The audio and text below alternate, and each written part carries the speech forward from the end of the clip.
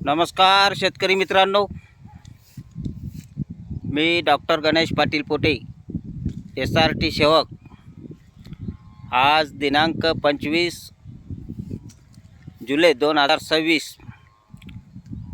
सर्वप्रथम आषाढी एकादशीच्या सर्व शेतकरी बांधवांना हार्दिक हार्दिक शुभेच्छा.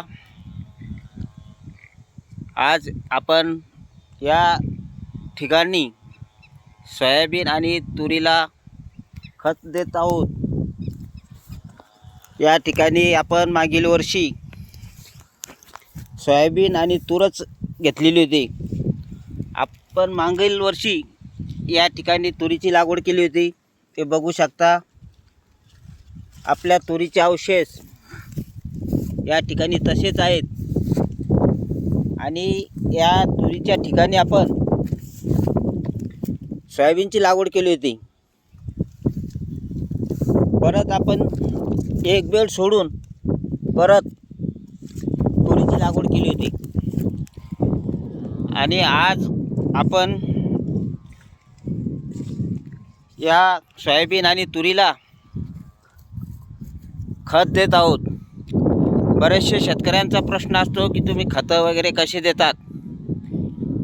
तर आता या ठिकाणी आपण बघू शकता, आपल्या या सोयाबीनमध्ये प्रचंड प्रमाणामध्ये या ठिकाणी तण आहे. या ठिकाणी बघू शकता आपण, आपली सोयाबीनसुद्धा या तणांनी झाकून गेलेली आहे. असं हे प्रचंड तण आपल्या या सोयाबीन आणि तुरीमध्ये आहे. तसेच मागील वर्षी आपण या ठिकाणी जी तूर घेतली होती, तर ती तूर फुटून या ठिकाणी पडलेली आहे आणि ती पण या तासांमध्ये प्रचंड प्रमाणात उगून आलेली आहे.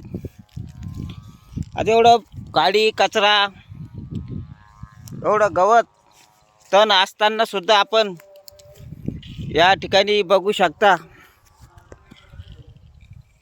आपलं महिला मंडळ हे सोयाबीनला अशा पद्धतीने खत तासामध्ये फेकून देत आहे.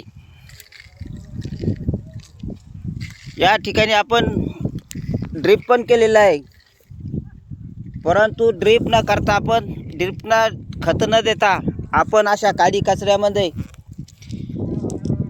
डायरेक्ट फेकून देतो. अशा पद्धतीने फेकून या ठिकाणी आपण कृषी उद्योग या कंपनीचा 18-18-10 आणि युरिया हे खत मिक्स करून आपण या ठिकाणी या सोयाबीन तुरीला देत आहोत.